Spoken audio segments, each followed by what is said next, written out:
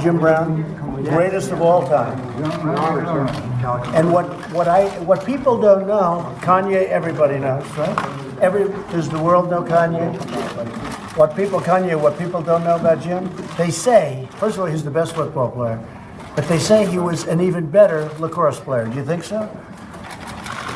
No, huh? I've heard he was even at Syracuse. I love it. Well, it's great to have you, Jim. Great to have you. Kanye, it's great to be with you. And these are two friends of mine, and Kanye's been a friend of mine for a long time. And Jim came out of nowhere, and he said, I like what the president's doing. A long time ago, we met, right? And I just appreciate it very much. And, you know, if you look at the employment numbers, if you look at the median income, if you look at every single indicator, we're keeping our promise, Jim.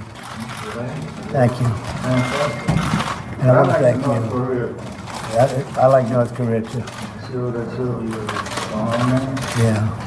Yeah. Well, he's turned out to be good. Dialogue. We had a little dialogue. And the Secretary of State just came back. Mike just came back from North Korea. We had very good meetings, and we'll meet again, but we're doing good. No more nuclear testing, no more missiles going up, no more nothing. And it's that was headed to war. Yeah, I mean, to me it seemed like that close. Yep, it was so close. I spoke to President Obama. I will tell you that was headed to war. And now it's going to be, I believe it's going to work out very well. And stop the war. We really stopped it. We saved millions of lives. You know, Seoul has 30 million people. You don't realize how big. 30 million people right near the border, 30 miles off the border. Millions of people would have been killed. And I will say Chairman Kim has been really good, and we made a lot of progress. That's nice that you say that, because that's a big thing. These folks were covering North Korea, I think not very promisingly. There were a lot of problems. President Obama said that was his biggest problem. And I don't say anything solved. One solved one of his biggest problems. Yeah. We solved one of the biggest problems. Yeah. It was a big solving, and not solved yet, but I think we're on the way. We know we did with some. Yeah, no, we're well on our way. You know what I mean, too. In a short period of time, Jim. Very short period of time. You know, I left Singapore 3 months ago, and we've made a lot of progress, so it's very good. Hey, look, that's one of many things. But I appreciate everything with you. I tell you what, Kim was in. Mrs. Johnson, we got her out. She was very unfairly treated. And there are many other people like that. We have Larry Hoover's lawyer with us today, and it's a prisoner that we're focused on. He has 6 life sentences, and they have him next to the Unabomber doing 23 and 1. What did he do, Larry? What happened? What did he do? Why is he in? Yes, tell us the story. Allegedly, it's for conspiracy from state prison. It's alleged. But we do believe, even if he did commit those crimes, the sentence was overly broad into... What was the sentence? 6 consecutive life sentences in the most secure prison in the world, also known as a clean version of hell, for basically an economic crime. What prison is that? Name the prison. ADX Supermax in Florence, Colorado. They house the Unabomber, Al-Qaeda operatives, mass killers, Oklahoma City bomber, things of that nature. How old is he? How old? 68. He's 68 years old? Yeah, 68 years old. And really the reason why they imprisoned him is because he started doing positive for the community. He started showing that he actually had power, that he wasn't just one of a monolithic voice, but he could wrap people around. So there's theories that there's infinite amounts of universe and there's alternate universe. So it's very important for me to get Hoover out, because in an alternate universe, I am him. And I have to go and get him free, because he was doing positive inside of Chicago, just like how I'm moving back to Chicago. And it's not just about, getting on stage and being an entertainer and having a monolithic voice that's forced to be a specific party. People expect that if you're black, you have to be Democrat. I've had conversations that basically said that welfare is the reason why a lot of black people end up being Democrat. They say, first of all, it's a limit to amount of jobs. So the fathers lose the jobs and they say, we'll give you more money for having more kids in your home. And then we got rid of the mental health institutes in the 80s and the 90s, and the prison rates just shot up. And now you have Chirac, what people call Chirac, which is actually our murder rate is going down by 20% every year. I just talked to the superintendent, met with Michael Sachs, that's Rom's right-hand man. So I think it's the bravery that helps you beat this game called life. You know, they tried to scare me to not wear this hat, my own friends, but this hat, it gives me power in a way. You know, my dad and my mom separated, so I didn't have a lot of male energy in my home.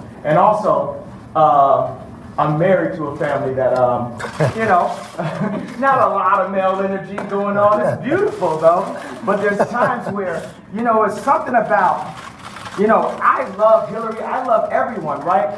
But the campaign, I'm with her, just didn't make me feel as a guy that didn't get to see my dad all the time, like a guy that could play catch with his son. It was something about when I put this hat on, it made me feel like Superman. You made a Superman, that's my favorite superhero. And you made a Superman cape for me also as a guy that looks up to you, looks up to Ralph Lauren, looks up to American industry guys. Non-political, no put the beep on it, however you want to do it, 5 seconds delay, and just goes in and gets it done. Right now, you gave me the heart to go to Adidas, because at Adidas, when I went in 2015, we were a $14 billion company, losing $2 billion a year. Now we have a $38 billion market cap. It's called the Yeezy effect.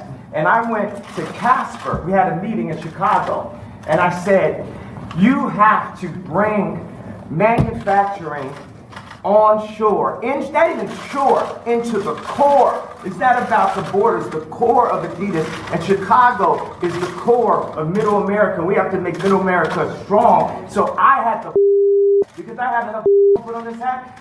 I mean, this Adidas thing made me a billionaire. And I could have lost $200 million walking away from that deal. But even with that, I knew it was more important for me to take the chance of walking away from that deal than to have no fathers in Chicago with no homes. And when we do have prison reprobation, because it's habilitation, not rehabilitation, because we didn't have the abilities in the first place. We never had anyone that taught us, who didn't teach us. Exactly, we had no one that taught us, right? So it's more important than any specific deal, anything, that we bring jobs into America and that we provide a transition with mental health and the American education curriculum that Jim has worked on. Larry Hoover also has a curriculum that he's worked on. We have Montessori curriculums that we worked on. WeWorks has a beautiful curriculum. The Waldorf establishment has a curriculum.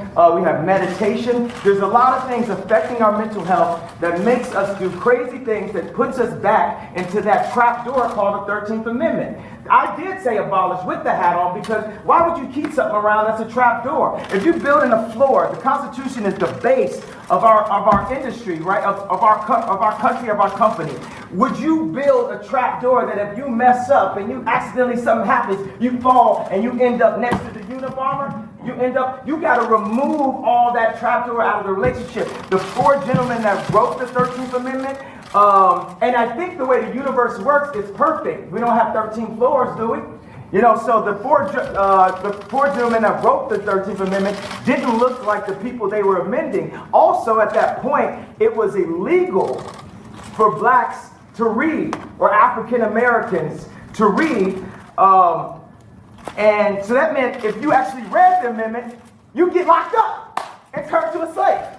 Again, so what I think is, we don't need sentences, we need pardons.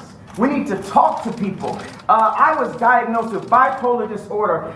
I was connected with a neuropsychologist that works with the athletes in the NBA and the NFL. And he looked at my brain. It's equal on 3 parts. I'm going to go ahead, drop some bombs for you. 98 percentile IQ test. I had a 75 percentile of all human beings, but it was counting 8 numbers backwards after it was repeating. So I'm going to work on that one. The other one's 98% Tesla, Freud. You know, so he said that I actually wasn't bipolar. I had sleep deprivation, which could cause dementia 10 to 20 years from now where I wouldn't even remember my son's name. So all this power that I got, and I'm taking my son to the Sox game and all that, I wouldn't be able to remember his name from a misdiagnosis. And what we need is we can empower the pharmaceuticals and make more money. That's one thing. I've never stepped into a situation where I didn't make people more money. So we can empower pharmaceuticals, we can empower our industries, we can empower our factories, we can bring not only Adidas on shore, we can bring Foxconn to set up a factory in, I think, Minnesota, 53,000. Wisconsin. Yeah, Wisconsin. They have 4,000 jobs, people making $53,000 a year. And one of the things we got to set is Ford to have the highest design, the dopest cars, the most amazing. I don't really say dope, I don't say negative words and try to flip them. We just say positive, lovely, divine, universal words. So the flyest, freshest, most amazing car. And what we want to start with is, I brought a gift with me right here. This right here is the iPlane 1. It's a hydrogen-powered airplane, and this is what our president should be flying in. Look at this, Jared. So get rid of Air Force One. Can we get rid of Air Force One? No, you don't like that. Well, we're gonna have Apple, an American company, work on this plane with. But you know what I don't like about? It's not that I don't like. What I need Saturday Night Live to improve on, and what I need the liberals to improve on is if he don't look good, we don't look good. This is our president. He has to be the freshest, the flyest planes, the best factories, and we have to make our core be empowered. We have to bring jobs into America because our best export is entertainment and ideas. But when we make everything in China and not in America, then we're cheating on our country. And we're putting people in positions to have to do illegal things to end up in the cheapest factory ever, the prison system. I'll tell you what, that was pretty impressive. You know, I hate to say this, Jim. Do you want to say something? What do you do after that? You don't mind if I... You are fit. Please, Jim, please. He doesn't look good, we don't look good. Right. Great, right?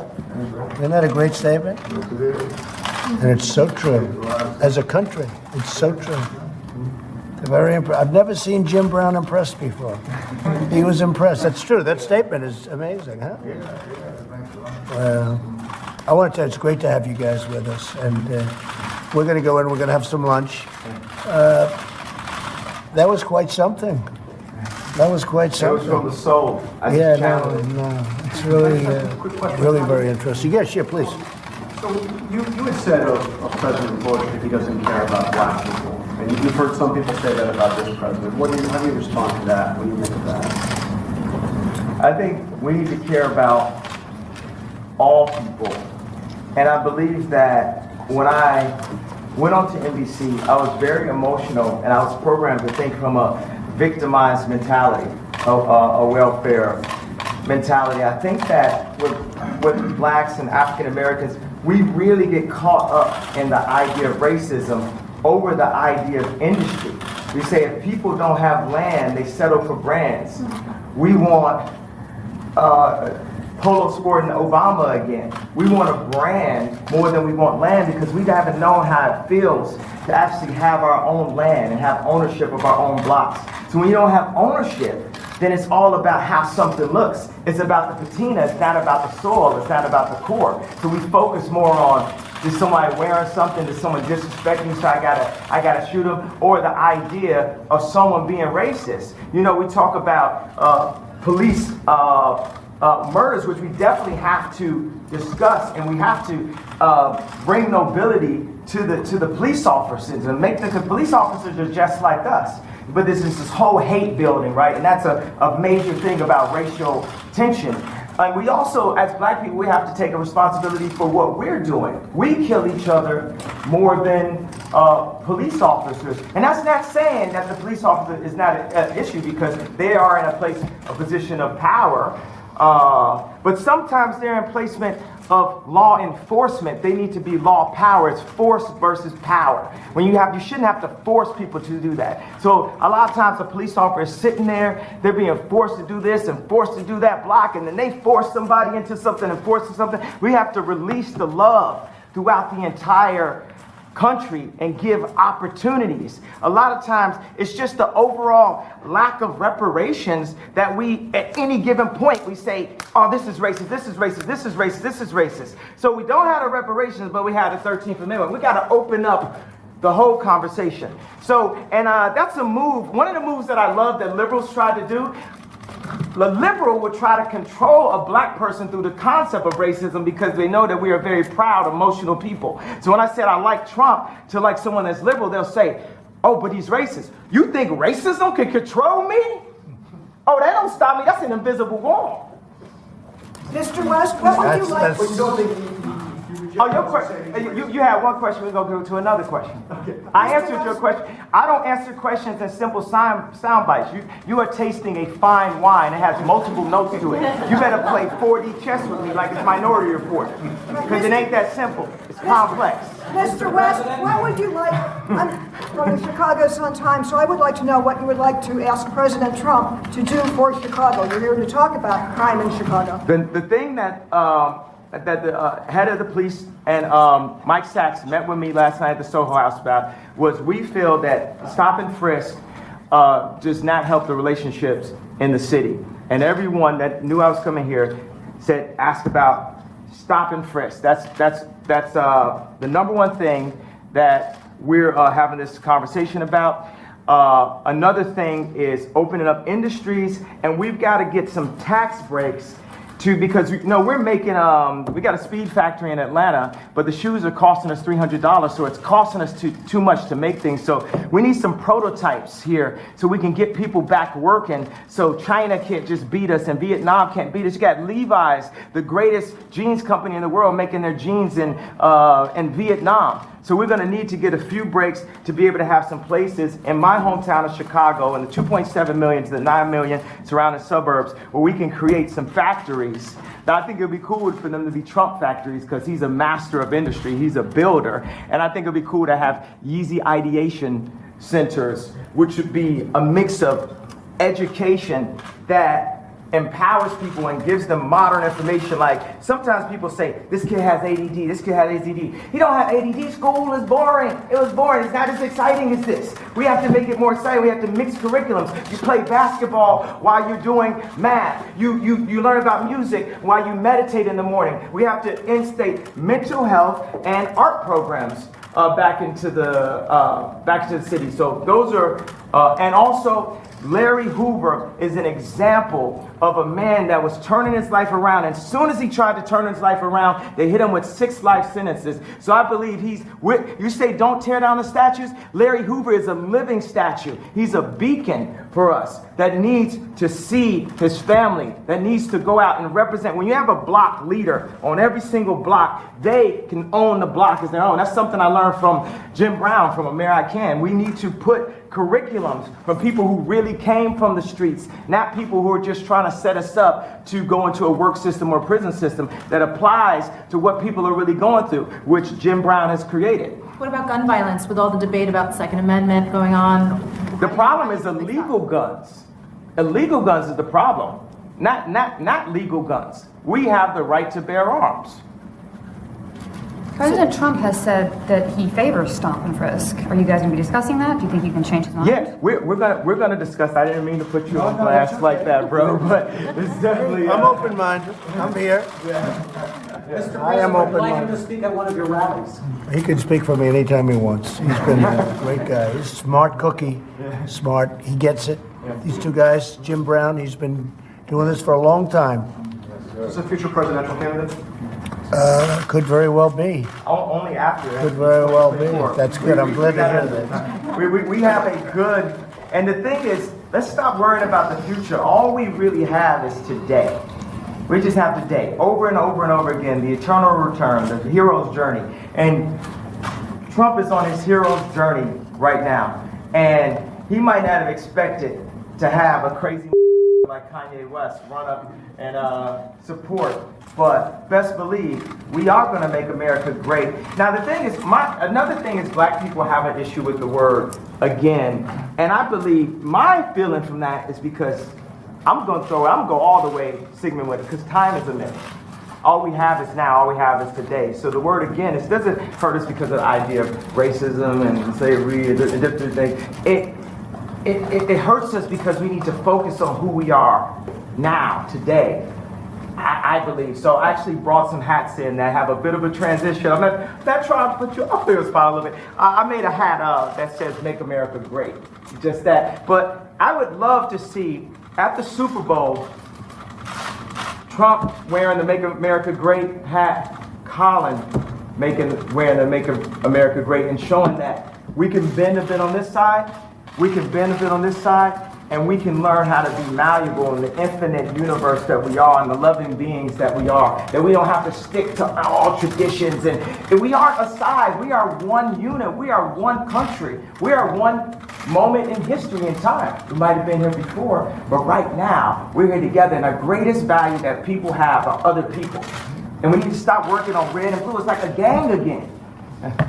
Let me ask you this question. You're in the Oval Office. Okay. How does it feel to be in the Oval Office? Oh, it is good energy in this. Isn't it good energy? Yeah. It's good energy. It's a great place. Jim, how do you feel? I feel good.